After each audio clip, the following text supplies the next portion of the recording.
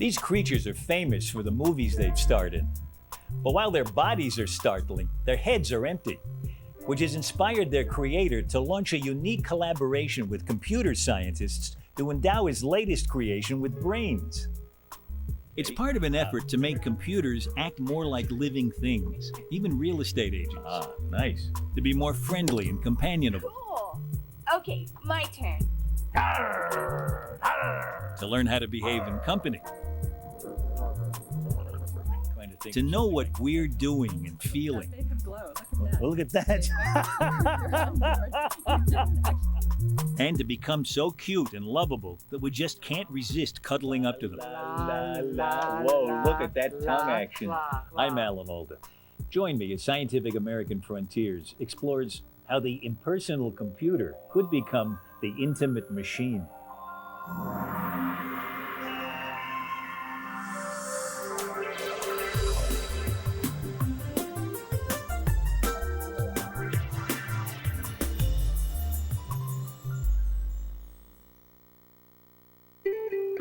This program was made possible by contributions to your PBS station from viewers like you. Thank you. Now, I know I'm a little unusual in this, but I've always had a close personal relationship with my personal computer. One that even gets a little emotional at times. I have to admit, though, that the feeling isn't reciprocated, and most people find their personal computers anything but personal. But in this show, we're going to explore research aimed at making computers, or machines controlled by computers, as sensitive and gentle and caring as a human companion, or at least a devoted family pet. Which is why I'm here among some of the creatures created at Stan Winston's studio and famous for the movies they've starred in. Because one of them, Teddy, from the Steven Spielberg film AI, Artificial Intelligence, was the inspiration for an ambitious experiment to give computers not only brains, but a heart. Stay tuned.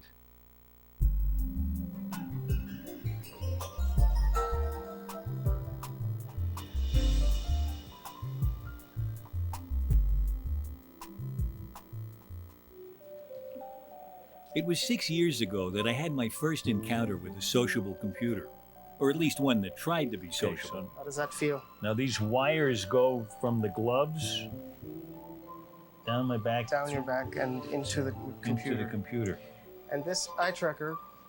I was visiting MIT's Media Lab, a visit which in those days often involved getting rigged up in elaborate outfits designed to keep track of what I was doing, and in this case, where I was looking.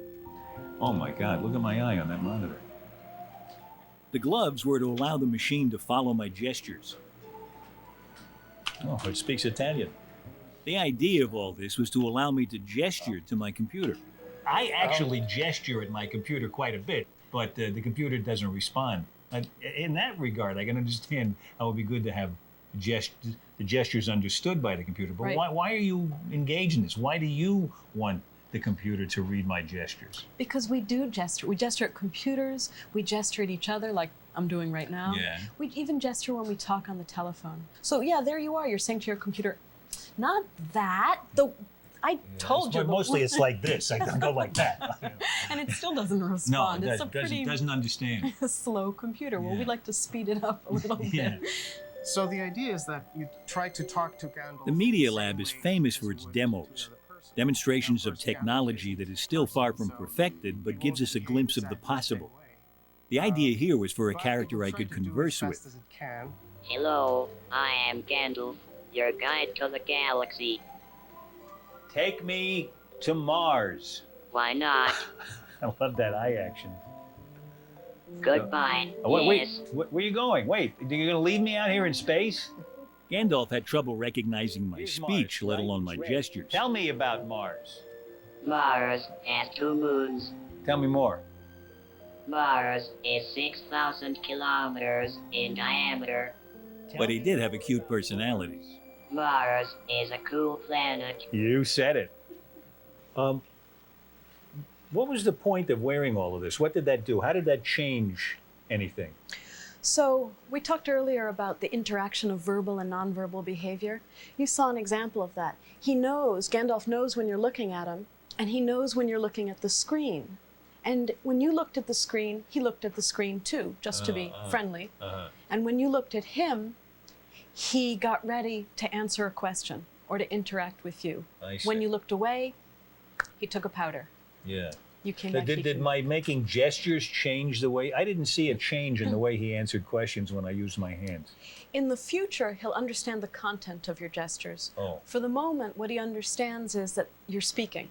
The way we've thought of computers up until now has sort of kept computers in the box. And the way you're thinking of computers is giving them a chance to get out of the box by thinking of them more as people. I mean, you're making them listen and feel and hear and see like people. So Right. then they can be all over the place. They don't Right. have to be only accessed by a keyboard and a mouse. Huh? Absolutely, that's the point. They should be able to be social actors, actors in our social world. They're not going to be people because they're not people, and we don't want to think that they're people ultimately. I don't. But they might be easier to use if they got information from us the way other people do. Absolutely, that's the point. Today, Gandalf has retired to be replaced by Rhea, whose expertise is much more down to earth. I'm starting up her brains. It takes a couple of minutes. She's in a deep sleep. So. This is Gandalf's granddaughter? That's right. We've made a number of advances over the years.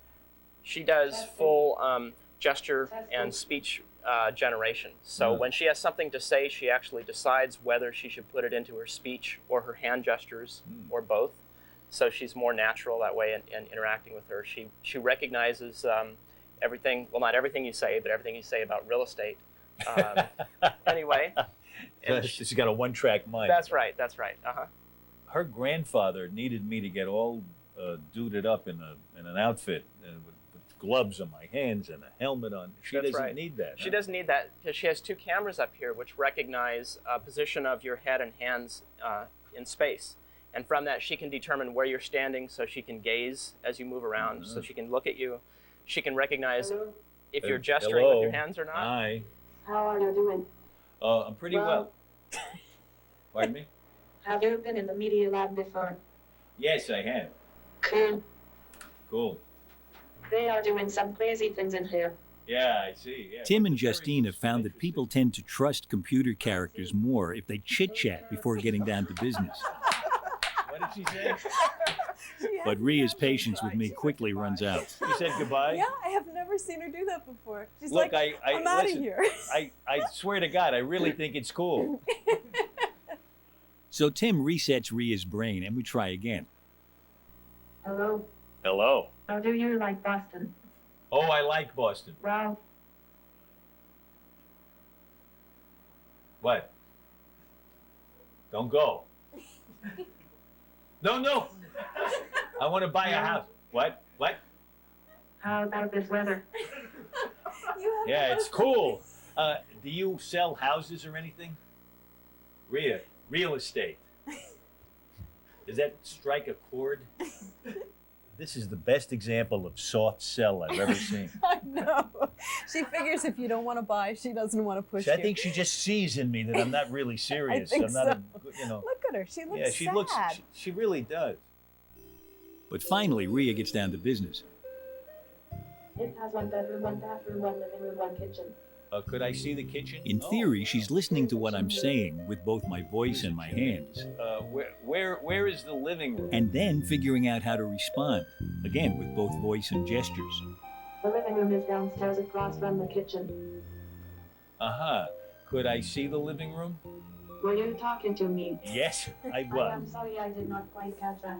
That's okay. Did you say something? Like Gandalf Living before her, room. Rhea is dependent on an off-the-shelf speech recognition system, which is having trouble understanding me. Show me the living room. Hey, here we go. Nice. Nice TV set there. Tell me about the living room. I am sorry I did not quite catch that. I bet your granddad was Gandalf. You have this remarkable effect on her. And I think it's actually because you have a low pitched you talk voice. higher? Well, I would suggest that you watch Tim Sure. interacting with Okay, her. sure. Let me see what I have available. Rhea has had months of practice recognizing Tim's speech, so their interaction goes much more smoothly. Bathroom, one living room, one kitchen. What can I tell you about those rooms? Tell me about the house. Once we get recognized speech from this commercial recognition system, we're understanding what the person is saying, and then Rhea, in real time, as you're having this conversation, is using her intelligence to decide what an appropriate response would be, to formulate that response in English, and also to know how to use her body. And that had never been done before. Where is the bedroom? Bedroom is upstairs. Justine hopes that Rhea will evolve into virtual characters that could make all sorts of interactions with the computer easier and more natural. Yes, there's a beautiful garden with a gazebo. She's already developing a fitness Rhea. instructor that could keep an eye on you as you work out at home, a tutor for long-distance learning, and Sam, a virtual playmate for children. When Geneva starts to play, Sam is all about eliciting from her the best of her language, the best of her storytelling, and then giving her back what she needs to be encouraged, to be sophisticated in her language use, and to be actually focused on the kinds of language use that are going to help her as she goes through school. So Sam hears her speaking, Mm-hmm. not only understands the story part of it, but understands what she means and picks out the best parts of her storytelling and encourages that. That sounds like an awful lot for Sam to know. Right. And Sam doesn't do any of that. Oh. Who does that? Tune back in a couple of years so we can do that. Oh. What Sam can do now is share the magic tower with Geneva. Cool. Okay, my turn. Sam can even share toys across the boundary that divides the real and virtual worlds. Does Sam know what she A just long did? time ago, There are there lived a sensors on the wolf bottoms of the possessing a toys gigantic and castle sensors in the all magic by tower. herself. And that's She what was lets so Sam know lonely. whether one toy Sat is in in her there bedroom or and two cried. toys. Long ago, there was a fairy, an old man, and a Sam's wolf. background is generated by a video camera in Geneva's world, so even the room is shared between them. Voice crying from outside. Help! I'm a fairy who has lost her wings. Sam is happy to tell his own stories or to listen when it's Geneva's turn, prompting her if she pauses. But What happens she next? kept falling off the branch. So she took the watering can and she poured it on each of her seeds. She's just totally inspired by this. Would she be that She got all the that active in her storytelling if she wasn't prompted by Sam? That's exactly what we looked at. So we ran a big, long study in a local school, and we had 4 conditions. 1 kid playing alone without Sam, 2 kids playing with each other but without Sam, 1 kid with Sam, and 2 kids with Sam. And what we find is that without Sam, they stall. They hum, they look up at the ceiling, and that's it. They don't tell. And 1 kid with Sam, even with this minimal feedback, and the fact that she knows that when she's finished, Sam is going to take a turn, seems to inspire children to be really creative. She gave the boy to a radish and a lemon. And carefully they picked them up and they put them down. Very interesting. She's moving these figures around the house, and every time she puts it in a new room, she looks up at Sam and gets a reaction. Right. One of the reasons that I launched this project was in response to what I saw as a series of games that talked at children. Computer games or other games that just bombarded the kid with images and noise. And I wanted something that listened and that evoked real physical play in the physical world, that got kids to move around. Geneva, how much fun is Sam as a playmate? Do you like playing with There Sam? were 2 kids in the same Yeah? kindergarten. One named Sam. What do you and like one about named Sam? Chris. One morning, Chris said, Because he listens and he says what happens next and stuff. Then he goes upstairs. While Sam encourages his playmates to make up stories, his own are all pre-recorded. okay, my turn. 2 kids walked up the stairs until But another character in Justine's lab, a lot less wholesome looking than Sam, is able to put together sentences on the fly. If you wanted to speak, You just have to type something. In a way, beat actually is sort of like text to speech, except that it's not only producing the speech, it's producing the gesture that goes along with the speech. Right.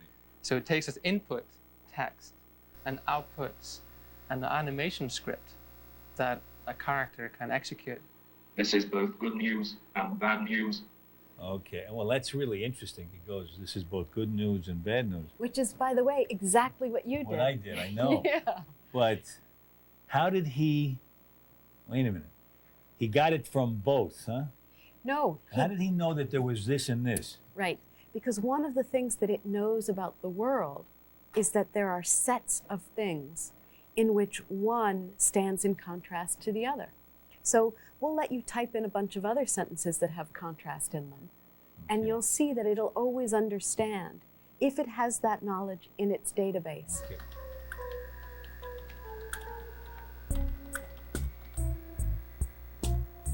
Sometimes I like blue things, and sometimes I like red things.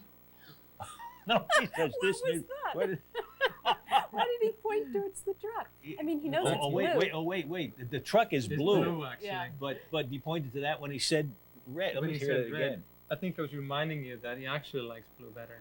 Sometimes I like blue things, and sometimes I like red things. Now, No. why did he do it differently the second time? Well, don't ask me. I didn't invent it. Now I'm going to tell you. It's a Socratic method. Oh, I see. I'm seeing if that's in you somewhere. But since it isn't, I'll tell you. Yeah. So, in fact, not only does the system have a model of the world, it also has something else that we have, which is a model of what we've said previously. And he knows that he already said blue thing. So there's no need to gesture to it again. Right. You share it now. I was just. Beat also knows a little about where he's standing. He actually knows what the scene looks like. Uh-huh. I was just visiting the media lab. So he knows where the media lab is and is Yeah. able to point at it. Let's see how he says a new sentence mentioning the lab. Soon the media lab will have another building attached to it.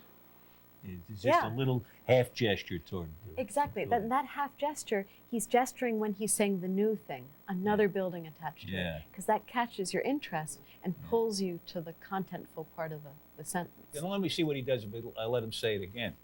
He probably won't make that same gesture, will he? Soon the media lab will have another building attached to it. You see? It's almost in response to the unspoken question, what was that you said? Because he's just telling you the words. Exactly. Yep. If I do it again, will he give me a look like, I told you already? He'll start rolling his Yeah, eyes when he yeah. speaks. I really like the automated actor. Giving a cartoon character the ability to interpret typed speech as if he understands it may be useful to animators, but it isn't yet a threat to the acting profession. Not easier than dealing with a real actor. That's you he's pointing at. And what we did to do this was, he already knows that in his world is this building called the Media Lab. He's got a blue truck. He knows that he's a so-called actor. Yeah. Hannes just went in and stuck another object into his world, an object called Alan Alda equals actor. Ah. And a real one for that. And a real Well, if I'm going to be just another object in Beat's little world, at least I want better billing than his truck. Alan Alda is a real actor, and a great one. Ooh. I think this is a You wanna- wonderful program. Yeah, you want to take it home. I think this gives you confidence.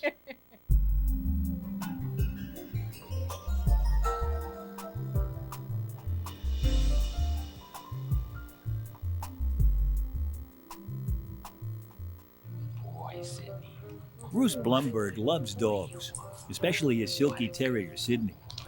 And dogs have long inspired Bruce's efforts to make computers more sociable. Hello, Silas. Silas, for instance, another of Bruce's dogs, once lived happily in a room at the Media Lab. Where's he going? Hey, come here. Although Silas. only a virtual Silas. dog, he'd been trained to respond to the gestures of the people who entered his life. Sit. Sit. Oh, wow, look at that. He's like a real dog, but sometimes he'll respond to your gestures and sometimes Will he not. beg? Yeah, put your both hands over your head. Come on. Whoa, you are a pro. Whoa. Now, sometimes Silas will do what he wants. So right now, I think he's heading off to get a ball because he figures. Here he is. Here he is. Give me the ball. Give me the ball. Okay. Okay, now throw the ball for him. There you go. Several years and several thousands of lines of computer code later, Silas left his cramped little room and grew up to become Duncan, a sheepdog with an entire Scottish estate to roam around on, and a flock of virtual and rather flighty sheep to look after. Away. Bruce is trying to train Duncan much as he would his real dog. When I tell him away, for example, he understands that command, but then it's up to his own intelligence in order to figure out how far away from the sheep to go, how to avoid the obstacles that he sees, very much as if you had a puppy, and the puppy comes with some basic abilities, and then you're training it to use this action and to get particular. Now, he's got them in kind of a lump over there. Is that? Yeah, that's good. Maybe I shouldn't do anything. Yeah, he's doing a great job of herding, but I don't do anything. Would you like to try it? Yeah, sure. All right. Away. Things start off promisingly. Steady. I've lost a sheep here. But then Duncan and I seem to go our different ways. Bye. Pay attention. Bye. Now, it's just separated the whole herd of sheep. Someone separated the whole herd of sheep. Well, you don't mind, I'll blame him. Now, this really close to mind is an interesting question. Yep. Let's say I got really good at this. Yep. Why? Yeah, why? Why have you gone to all this trouble? Well, the fundamental thing that I'm interested in is sort of the nature of intelligence. What is it that sort of is going on in our brains that allows us to do sort of have the everyday kind of intelligence that gets us through our day? And that for me, dogs are a perfect model of that, because dogs really, have dinky little brains. Their brains are the size of lemons if they're a big dog. And yet they have the kind of common sense that's probably underlies 90% of our behavior. Bruce uses a clicker to give Duncan a virtual reward when he does the right thing. Now I'm going to see if I can teach him something. Jump. I first wait till he jumps, then say the very word jump as I reward him with a click. Jump. After several training runs, Jump. will Duncan treat the word as a command? Cool. Did it, huh? You Cool. got it. You got it. Do it again. Do it again. Jump. Awesome. Nice, huh? Awesome. You are this is a pretty fresh demo, meaning you are the first person outside of the group that's actually trained this dog. Oh, so that must make you feel great that an amateur can do it. That's great. Yeah. Wake up. As a graduate sheepdog trainer, my next assignment is tougher, raising a wolf pup. All right, so now he's woken I'm up. sorry, I'm laughing like a wolf. Are they laughing? Now what? Try howling for him. Another nice long howl.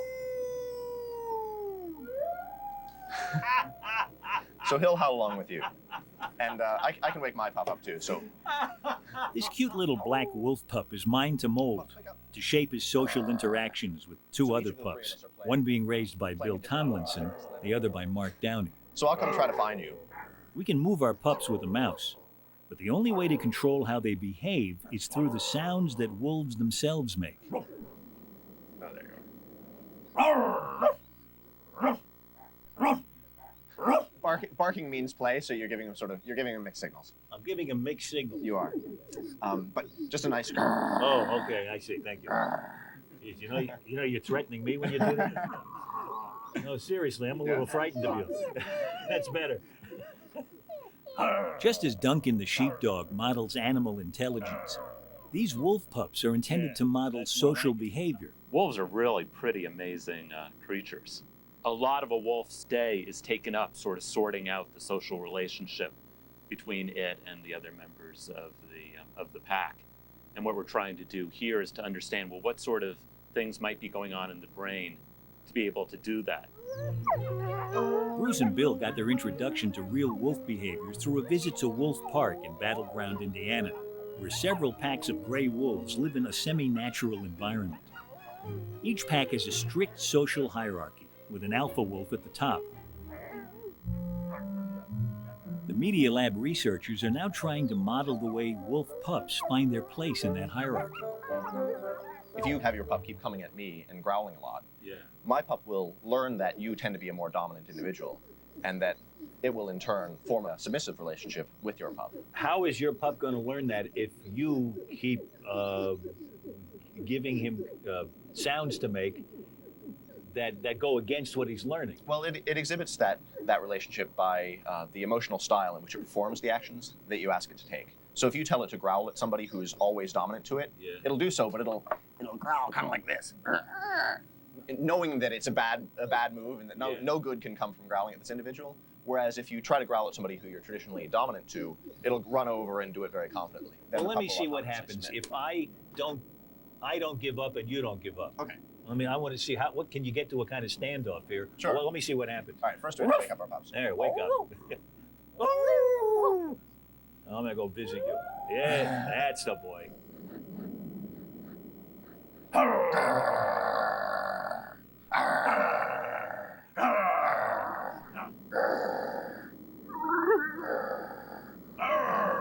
Get up!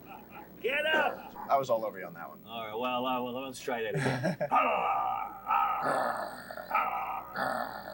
There he's getting wimpy again. What is this? Well, I got a head. Is it me? No, I got a head start because I beat you down the last time, and so it's just easier this time. One of the problems is, too, that human speech gets recognized as whining, which is an interesting thing. Human speech gets recognized as whining. This has been my problem in life. So one of the real I should just keep growling. If you want a dominant wolf, you have to make sure not to talk near the I'll microphone. talk like this. There you go. All right. Hey, turn around. Get this.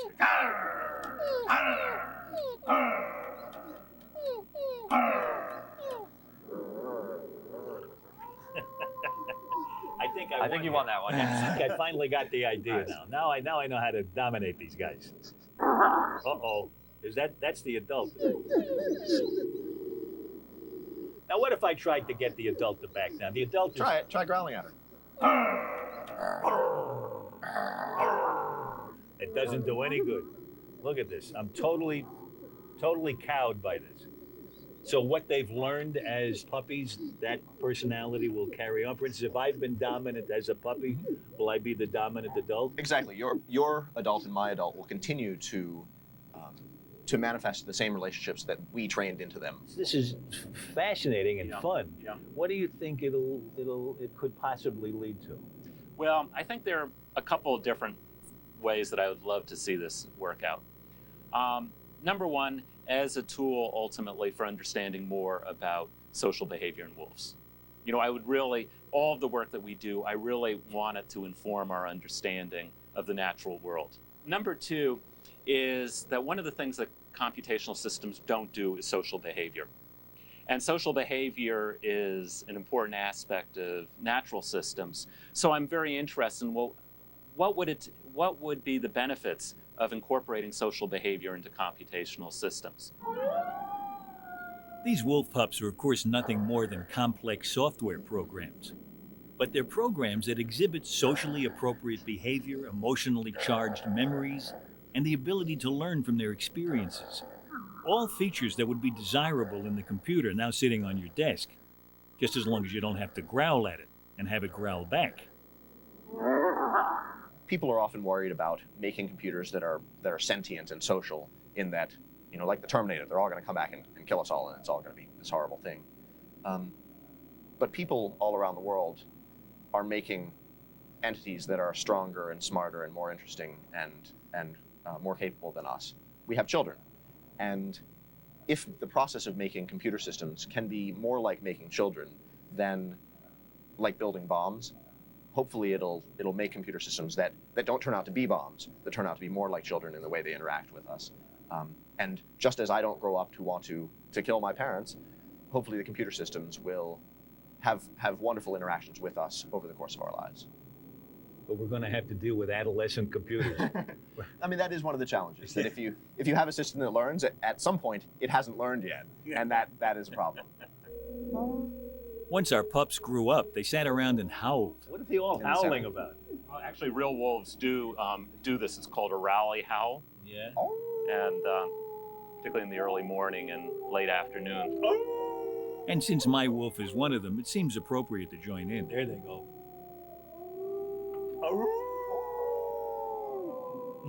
The fade out. And so that's the end of the generation.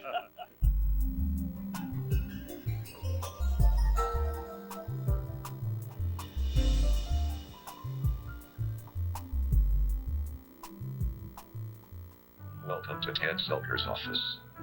What is your name? Ted Selker. I, Ted Selker. Welcome to your office. I'm going to go on in my office here. You see me going in there. Why don't you try to be Ted Selker? Okay, What's I'll it try gonna to do be there? Ted Selker. Ted Selker invented that little button that acts like a mouse in the middle of the keyboard on IBM laptops. Now he's here at the Media Lab, where his mission is to make computers aware of where we are and what we're doing. The door knows there's someone here, and it's not about to be fooled. I, Ted Selker. Wait, Ted Selker is already in his office. Let's see. I guess I'll let you in. Ted Selker is ready to see you. Please come in. Walk on in. Thanks. My heels are really cold by now. Thank you.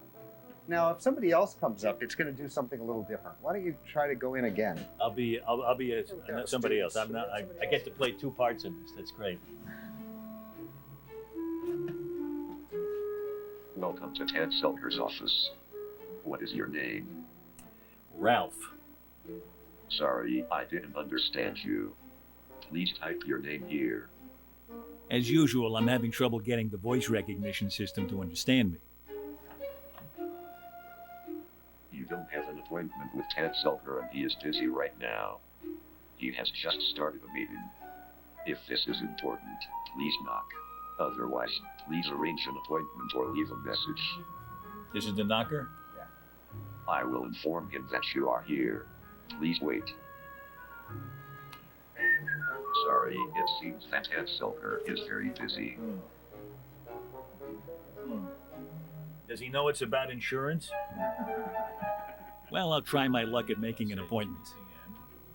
Okay. No appointment set. Goodbye. Oh. Do you know if he has any insurance? Even after you've made it into Ted Selker's lab, your every move is tracked. First by a swarm of virtual bees, then by a clown face stepping on your foot. Welcome. We can measure how heavy a person is and where they're standing, and it's neat because it's only about 20 cents a square foot. Huh. So we're able to know these things, and we use them to tell social things too. Well, in other words, if the floor knows how much I weigh, then when I walk around, does it track me by how much I weigh? Yeah. So it knows where I am all the time. So if you lose your keys, Yeah. we can just tell it, hey, where's that guy been? Oh my goodness. Well, every floor could be made like this. That's a good idea. Huh? I mean, then you really could track everything that you do around the house. Well, you could, like when you're pouring some milk into a recipe, you could know when you've poured a cup in. By the change in weight? Yeah. It's that sensitive? Oh, yeah. Sure. Intelligent doors, intelligent floors. This is an intelligent bed. That's right. So you're gonna put your head underneath this Lexo lamp over here. I bet you've got an eye. Hey, there it is. They're all part of Ted Selker's goal of using simple, cheap sensors everywhere around us to keep track of what we're doing and to anticipate our wants. If you kind of blink rapidly, it changed the music. And the reason it changed the music is because it decided you weren't happy. People blink a lot when they're not happy. Oh. Now, if you just close your eyes for a moment, the system will think you're asleep. And now it goes and it puts the Z's across the screen. Now, if you open your eyes, the sun rises and you wake up kind of thing. Here, we'll have you try to do a couple other things. Why don't you look at the newspaper for a moment? Kind of stare at it. By picking up my stairs, the sensor in the lamp over the bed allows me to browse my email, read a book, even control a video game. I imagine that eventually you're going to find a way to find my eye, no matter where I am in the room. I don't have to be lying on a bed. Yeah.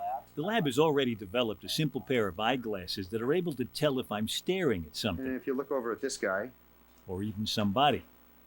Selker sees the day when people could exchange much more than a glance when they gaze at each other. You being interested in me gave me your business card.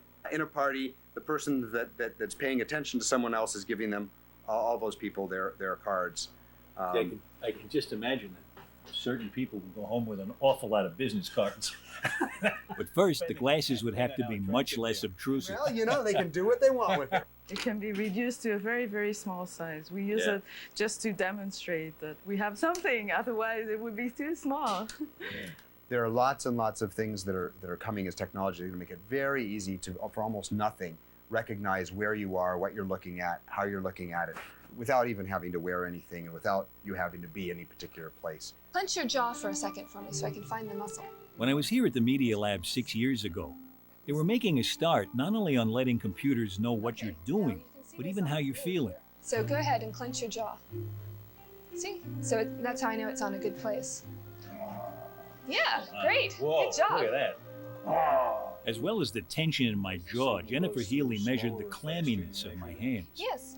If you've ever noticed when you're nervous, your palms get all sweaty. Yeah. And that sweat helps the electrical conductivity. I see. Another sensor picked up my heart rate. The idea of all this was to let the computer know my emotional state, which, unknown to me, was about to be aroused. Oh, look at that. Isn't that cool? Once he's off the screen. Went off the scale again there. Now, as anyone who knows me can tell you, the secret to manipulating my emotions is food. All right. I'm just going to think of a saltine. Did good. I think we I bet you a saltine gets me, Now you gets me went right down. back on the. Yep, I went you down. just dropped all the way down. Saltines are not very exciting. Yeah, now watch this. Pasta. Yeah. Oh, red sauce, a little ricotta on the side. Some hot red peppers. The peppers went up. Did they? Yeah. I could have told you I don't that. know about the regatta. That No, just didn't.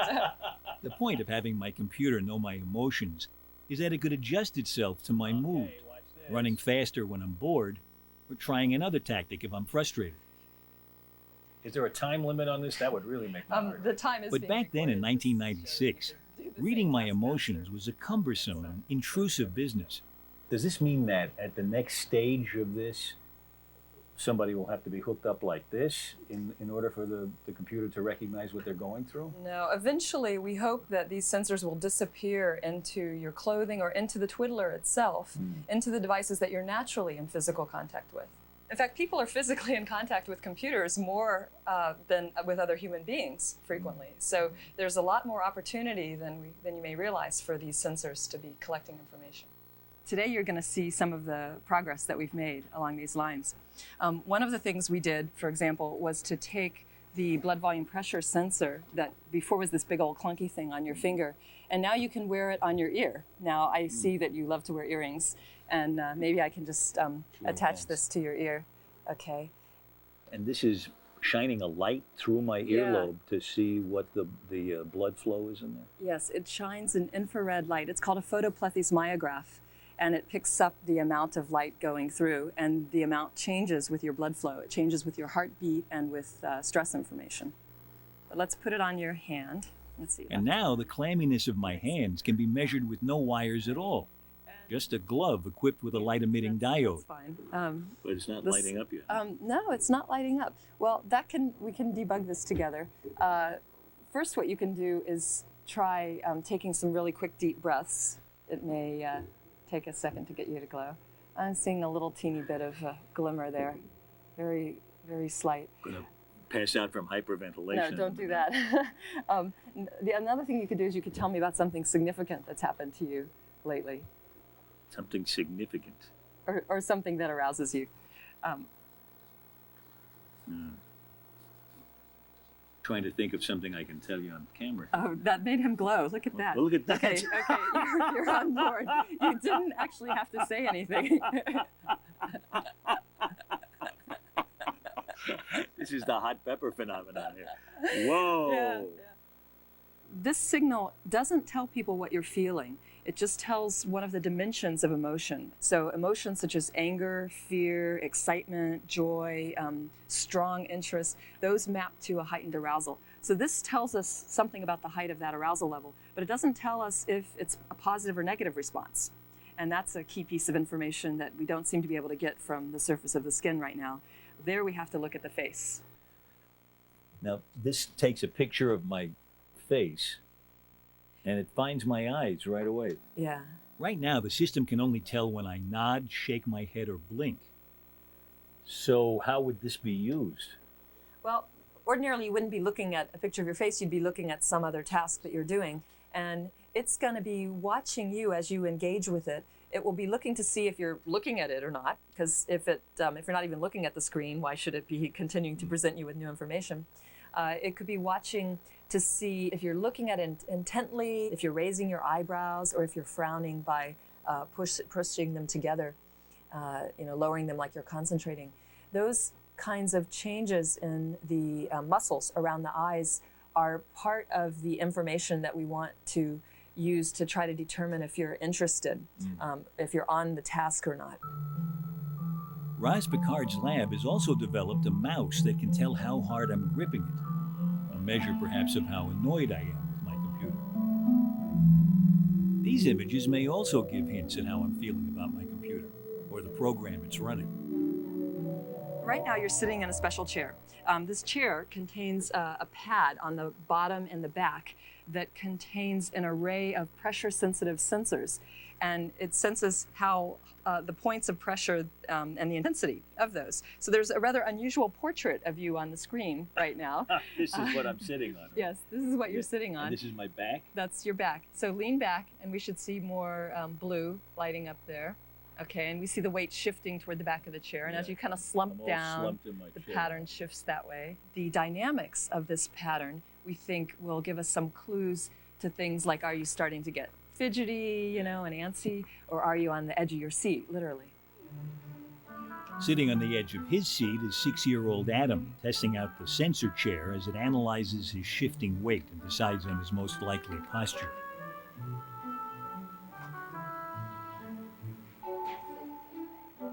Graduate student Celine Moto has had scores of children sit in the chair while working at a computer. It's one more way Roz Picard's group is trying to make our computers sensitive to our mood and our interest. Which is that? So by the time Adam is an adult, his computer will know when it's losing him and try harder not to put him to sleep.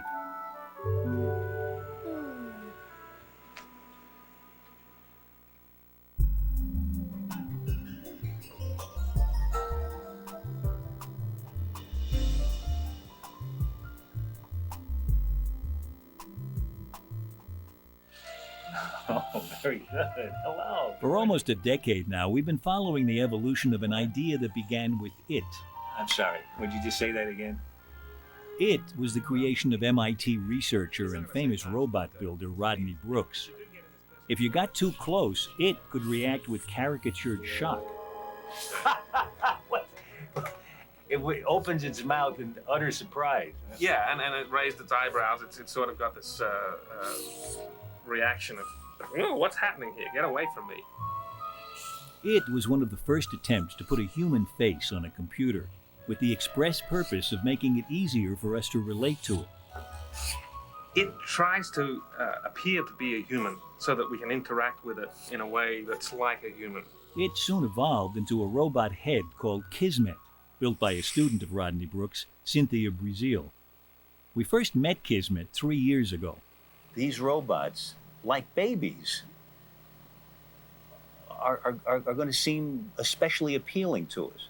I mean, we spend a lot of time with babies. Absolutely. Because we can't resist them. Kismet's expressions, ranging from boredom to happiness to sadness to interested, were deliberately over the top. It's very much a caricature to make it that much easier for you to read the robot, so that when it looks happy, it's obviously happy. When it looks sad, it's obviously sad. Yeah. And you kind of go, oh, I did something to upset it. I should do something else to make it happy. So it's really trying to get you involved at this kind of unconscious emotional level. Oh, yeah, look at that. Cynthia spent long hours in front of Kismet, working on giving it the ability to recognize objects and react with its cartoon-like responses. Oh, there you go. There you go. Oh, you don't like it when I take away your toy. And her willingness to invest the effort is itself a demonstration of the goal of the research, to make people want to help their robots so that robots can more easily learn the ways of humans. You like this toy too. You like this toy too. I take it away. Oh, he's so sad. So sad when I take away your toy. While Kismet was certainly the most expressive robot ever built by computer scientists. So when Cynthia Brazil was hired as a consultant to AI and met Stan Winston, they hatched a plan to combine their skills to create the most lifelike and expressive robot ever built. It was probably the most exciting thought concept that had ever come to me in my career. I mean, we have created the most organic looking and acting robots ever in the films that we've done, but they don't have any brains. No offense to the puppeteers, but the robot itself doesn't have any brains. And this was a chance to do something that was groundbreaking and historic. Oh my God, look. What? Give me a la la. Meet Leonardo, making its first public appearance exclusively for Scientific American Frontiers. You can make it do that? Or are they making it do it? Yeah, right. Can you do whoa, whoa, whoa, whoa, whoa? Well, I don't know if you can get a... Today, Leonardo is still brainless. Whoa, whoa, whoa. And give me a la la. La, la, la, la. Whoa, look at that tongue action. His 61 different moving parts are controlled by puppeteers.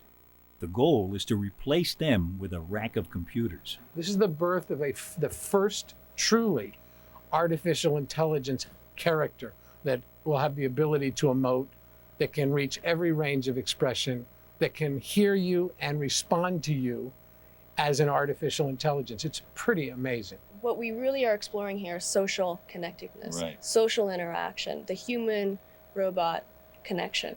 What it is right now is a brand new instrument that has yet to be learned how to play. Right. We've created a grand piano, but it's never been, this particular character has never been built before. So all of what's happening with him is a learning process. This is like the first day anybody's seen it. Puppeteers that are dealing with him right now, this is a new character. So it's like, okay, what things make it do this? So we have to learn how to use this instrument. And then once we have learned as human beings how to create an expression, how to create a phonetic, how to make it go woo, how to make it go hello, whatever it is, put it all together. Then the computer will know how to do it. Exactly. It's a few weeks later. His skin and fur back in Hollywood for further primping, Leonardo sits patiently in the media lab waiting for Cynthia Brazil to plug him into his control system.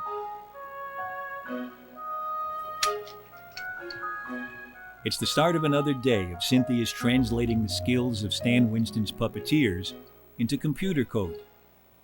Of the 61 different movable parts in Leonardo's body, 12 are in his arms alone.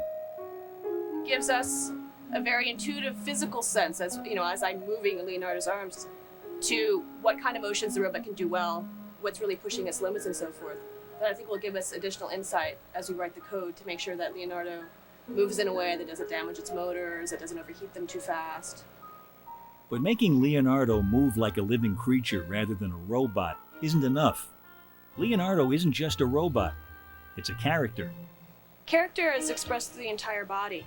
Often characters have their own little idiosyncrasies, so probably elements of those will be put into Leonardo. We don't know what they are yet. I mean, that's kind of Stan Winston's domain, I think. But anything regarding, I mean, what is the character of Leonardo is going to really be a sort of joint effort between us as well as Stan Winston's studio to try to define what does this robot sound like when it talks? How does it express? How does it react to things? What is the character of Leonardo? How do you encode that, really? And how do you encode it in a way that the robot can learn and extend its repertoire over time? For Leonardo to know what's going on around it, cameras in its eyes will be able to recognize faces and facial expressions, while microphones in its ears will recognize individual voices and the sounds they're making. And its body will be covered with touch sensors. You can imagine people are going to be petting Leonardo. It's a very lovable little guy.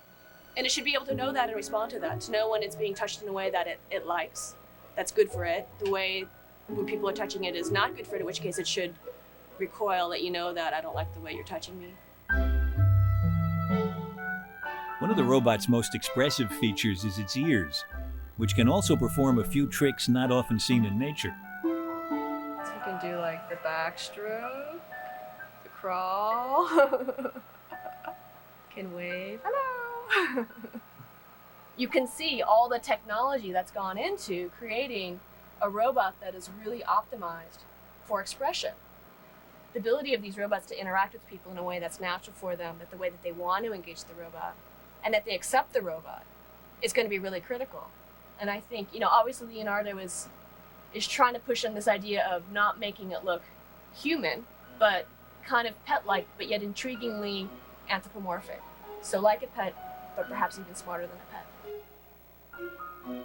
Yeah. With his fur back on, and even with only his mouth able to move, Leonardo is certainly hard to resist. When you were in that little interaction, Yeah. notice how much you were adapting to it. Yeah. That's what I'm getting at. That's the kernel of the learning the interaction I'm trying to capture. And you need something like this to And make how much you fun you were act with it having. like that way. He will learn because you're so interested in playing with him. That's right. That the machine, the computer, the brain will learn. And because of it, your interest in his organic reality, you'll make him more real. Imagine having to act with a character that doesn't exist and is not there. Or to actually have that fantasy character sitting there and acting with you.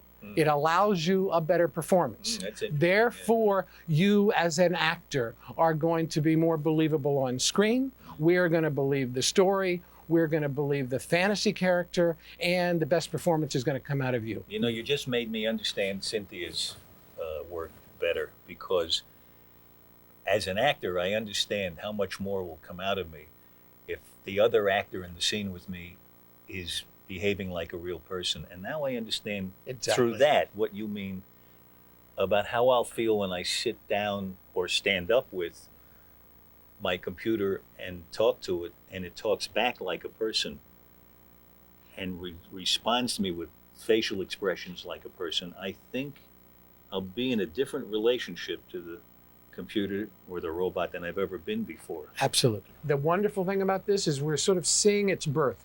The robot is there. The brains are now coming in, and the learning process is going to go after year after year. It'll be so interesting. I cannot wait for the deadline, which I've kind of, because I've got gray hair, said in 6 months, those brains have got to be connected. Then the next 6 months, we'll see how much he You're talking learns. about in the robot. I'm talking about in the robot, Yeah. yes, because mine are gone. He will be able to The collaboration between Hollywood chutzpah and MIT know-how is unique. And if Stan and Cynthia can pull it off, it may indeed result in a computer or a computer-controlled creature you can not only talk to, but care about, and that will at least give the impression of caring about you. Exactly. Leonardo will actually be able to see, be able to hear, and be able to touch and feel. It will respond to you. It's amazing, and I'm going to take credit for all of it. No, you're not. Oh, no, you're not. Continue to do that. Now, You want to go out for a cup of coffee later?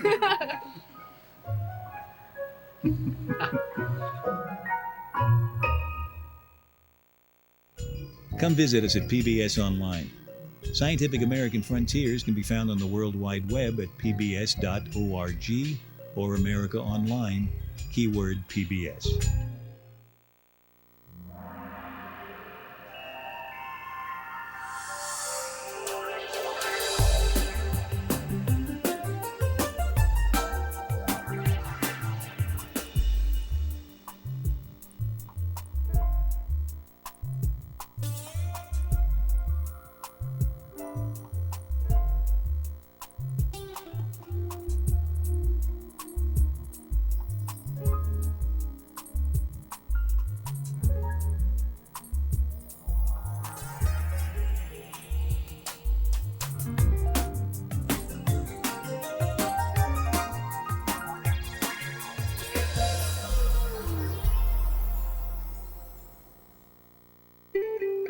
This program was made possible by contributions to your PBS station from viewers like you. Thank you.